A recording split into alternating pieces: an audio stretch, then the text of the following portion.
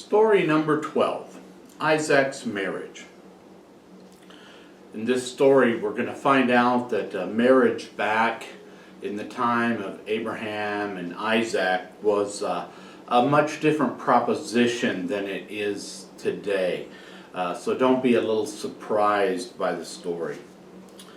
Abraham was very old. The Lord had blessed Abraham in all things.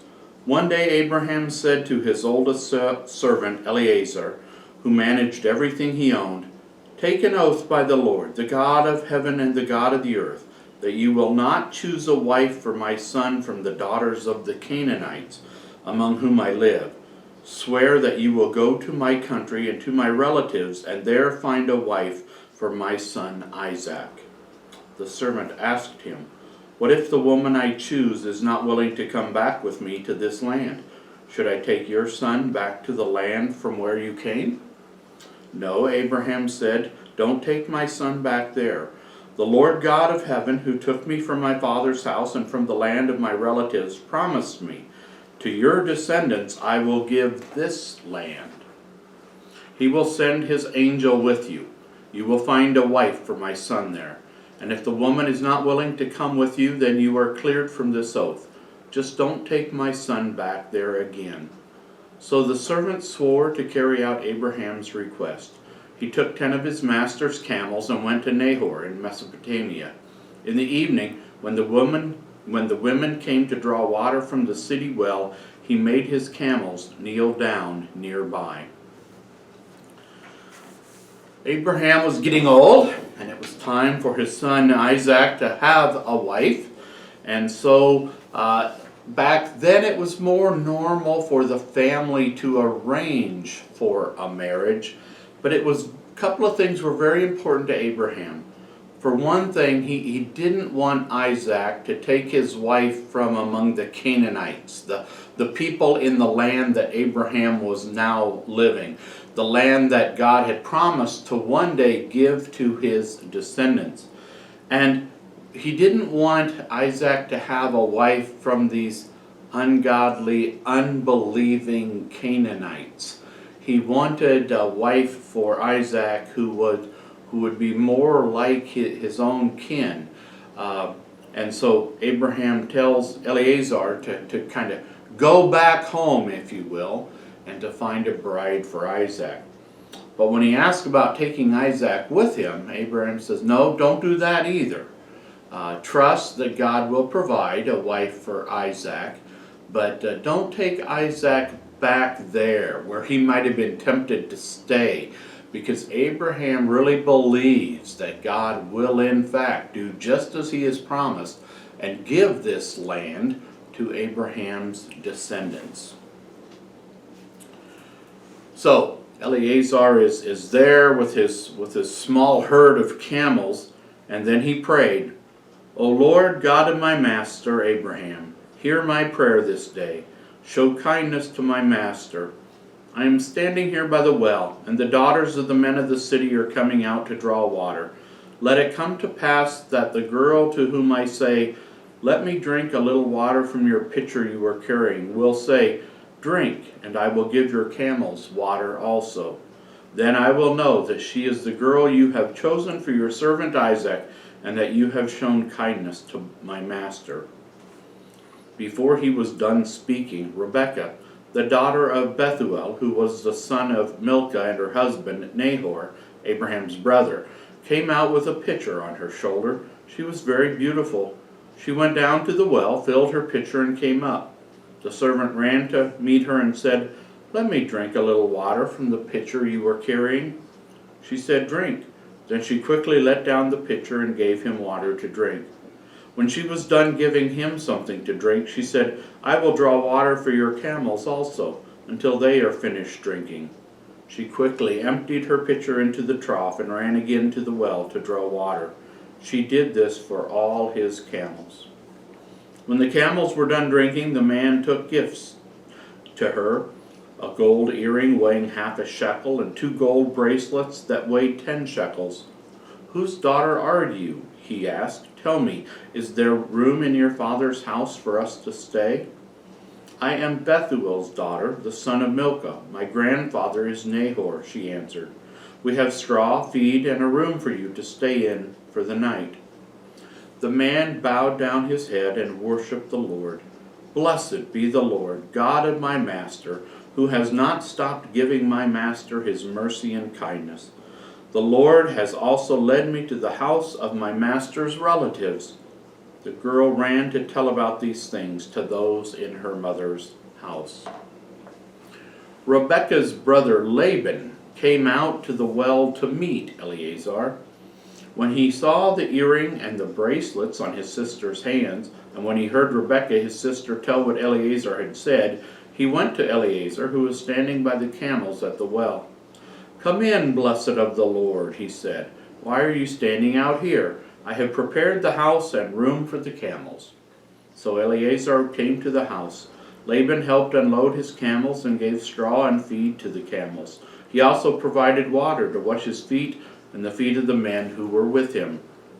When meat was set before him to eat, Eleazar said, I will not eat until I have told you my errand. Speak, Laban said. I am Abraham's servant, Eleazar said. Then the servant told them all that had taken place from the time he had talked to Abraham until he had met Rebekah at the well. Then Eleazar said, Now if you will deal kindly with my master, tell me your answer so I may know what to do. Then Laban and Bethuel answered, This all comes from the Lord. Rebekah is here. Take her and go. Let her be your master's son's wife, as the Lord has said. When Abram's servant heard these words, he worshipped the Lord and gave them gifts. Well, things seem to go very smoothly for Eleazar, and we can see God's hand at work once again, directing Eleazar back to really Abram's extended family, if you will, and there he meets Rebekah. We also meet Laban in this story, and Laban will be a reoccurring theme in a couple of stories, so we would do well to remember him. In the morning, Eleazar said, Let me return to my master. Her brother and her mother asked Rebekah, Will you go with this man? She said, I will go. So they blessed Rebekah and sent her along with Abraham's servant. Isaac came from the well at Beer-lahai-roi to meditate in the field in the evening. He looked up and saw the camels coming. Soon Eleazar told Isaac all the things that he had done. Isaac brought Rebekah to his mother Sarah's tent. She became his wife, and he loved her. Rebekah comforted Isaac after his mother's death. Not exactly a Hallmark movie kind of event, is it? There was no great romance or courtship. There was no great upheaval in the relationship, no misunderstanding that almost split up the deeply in love couple only to be resolved in the final moments of the show. No, this was quite different.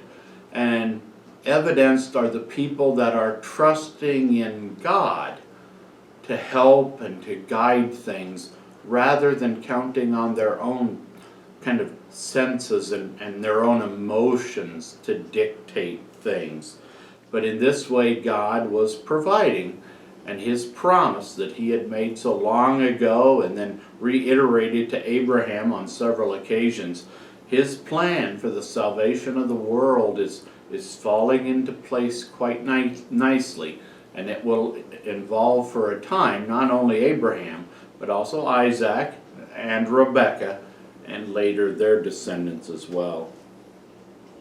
Of course, Sarah had passed away, and so we read about Abraham's last years.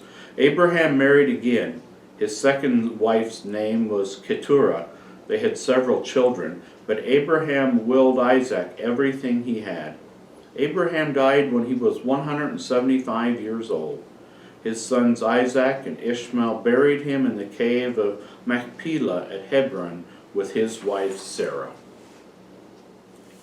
And thus comes to an end the story of Abraham, the first of what we often refer to as the patriarchs of God's Old Testament people. And normally when we say that, we're thinking primarily of three men: Abraham, his son Isaac, and his son, which we'll hear about soon, Jacob. These will be the generation that God's Old Testament people will look back to. The beginning of the promise now focused on a particular family from which Jesus would one day come. Story number 13. Isaac blesses his children. Isaac was 40 years old when Rebekah became his wife. Isaac prayed to the Lord on behalf of his wife because she was barren. She could not seemingly have children. The Lord heard his prayer, and Rebekah conceived twins, who struggled within her even before they were born. When Rebekah prayed to the Lord, asking why this was happening, the Lord answered, "Two nations are in your womb. The one people shall be stronger than the other people, and the older son's descendants shall serve the younger one's descendants."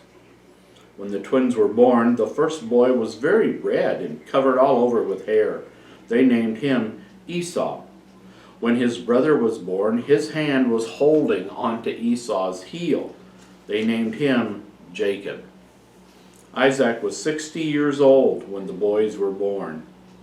When the boys grew up, Esau was a cunning hunter, a man of the field, and Jacob was a quiet man who lived in the tents.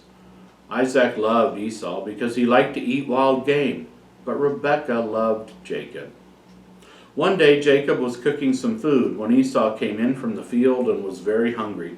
Esau said to Jacob, "Quick, feed me. Let me have some of that red meat. I am famished." That is why he is called Edom.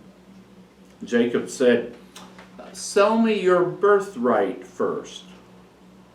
"I am about to die," Esau replied. "What good will this birthright do me?"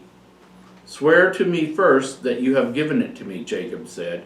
So Esau swore an oath to him, and he sold his birthright to Jacob. Then Jacob gave Esau bread and the stew of red meat and peas. Esau ate and drank and got up and went his way. In this way, Esau despised his birthright. When Esau was 40 years old, he married Judith, the daughter of Beeri, a Hittite, and Basemath, the daughter of Elon, also a Hittite. Both wives brought grief to both Isaac and Rebekah. So after being married for about 20 years, Isaac and Rebekah had had no children. And so they turned to God, and God heard their prayer, and Rebekah became pregnant with two sons, twins. The first to be born, Esau, the oldest, and then the second born, or Jacob, who came right on his heels, literally we might say, was born afterward. But God had already told Rebekah that things were going to be a little different than they suspected. Normally, the firstborn had a special right of inheritance over and above those born after him, known as their birthright. But this Esau, well, he was a hunter, a bit of a wild man, if you will, and Jacob was, well, we might call him a little bit more of a homebody. And one day Esau came in and he was famished and he wanted food, and Jacob said, "Well, just trade me your birthright and I'll give you some food." And so Esau foolishly agrees to do so and he's just like, "Well, what good is that to me? Yeah, I want the food right now." And then there's a lot we could talk about how Esau can't wait. His impatience leads him to make a foolish oath, probably breaking the second commandment, but to swear that, yes, if you give me this food, I'll give you my inheritance, or my birthright, if you will. And so Jacob agrees to do that, and you can begin to see the tension building. And then to kind of further confirm that Esau is probably one that we would not want to emulate, we're told that as he got older, he took two wives, and they were both of the Canaanites, of the Hittites, to be specific, but he chose his wife from among the kind of unbelieving, ungodly peoples of Canaan. And you begin to get a sense that God was not very important to Esau. More important to him was his immediate wants and needs right now in the here and now of his own day. When Isaac was old and his eyes were so dim that he could not see, he called Esau, his oldest son, to him and said, "My son, I am old. I do not know when I will die. So take your weapons, your bow and arrow, and go out to the field and get some game. Make a delicious meal, the kind I love, and bring it to me, so that I may eat. Then I will be ready to bless you before I die." Rebekah heard what Isaac said to Esau. When Esau went to the field to hunt for grain, Rebekah said to Jacob, "I heard your father say to Esau, 'Bring me game and make me a delicious meal so that I may eat it. Then I will bless you before the Lord, before I die.' Now my son, do what I tell you. Go to the flock and bring 2 good young goats. I will use them to make a delicious meal for your father, just as he loves. You will take it to your father, so that after he eats it, he will bless you before he dies." Jacob said to Rebekah his mother, "Listen, my brother Esau is a hairy man, and my skin is smooth. My father will touch me and know that I am a deceiver. Then I will bring a curse upon me, not a blessing." His mother replied, "Any curse can fall on me. Just do what I say. Bring the goats." And while Esau had voluntarily despised his birthright and promised it to Jacob, now it appears that Isaac is preparing to give Esau the preferred blessing. But Rebekah overhears the conversation, and she and Jacob begin hatching and then begin to carry out this plot to deceive Isaac and to gain for Jacob, Rebekah's preferred son, the preferred blessing. So Jacob obeyed his mother, and she made a delicious meal like his father loved. Then Rebekah took some of her oldest son Isaac's best clothes, which were in the house, and put them on Jacob, her younger son. She also put the skins of the young goats on his hands and on the skin of his neck. She gave the savory meat and bread that she had prepared to Jacob to deliver to his father. When he went to his father, he said, "My father." Isaac said, "Yes. Are you my son?" Jacob replied, "I am Esau, your firstborn son. I have done just as you asked me. Get up, sit here and eat this meal so you can bless me." "How could you hunt and prepare it so quickly, my son?" Isaac asked. "The Lord your God brought it to me," Jacob said.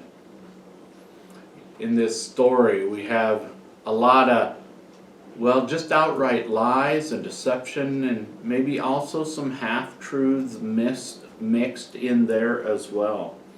Then Isaac said to Jacob, "Come near so that I may touch you, my son. I need to be sure that you are my son Esau." So Jacob went close to Isaac. He felt him and said, "The voice is Jacob's voice, but the hands are Esau's hands." He didn't recognize Jacob because his hands were as hairy as his brother Esau's hands. Again he said, "Are you my son Esau?"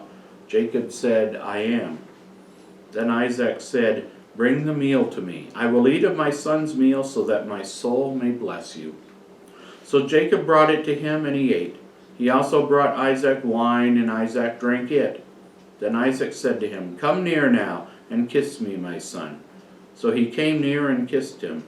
Isaac knew the smell of his clothing, so he blessed Jacob, saying, "I know the smell of my son is like the smell of a field that the Lord has blessed. May God give you the dew of heaven and the plenty of the earth, with plenty of corn and wine. May people serve you and nations bow down to you. Rule over your brothers and let them bow down to you.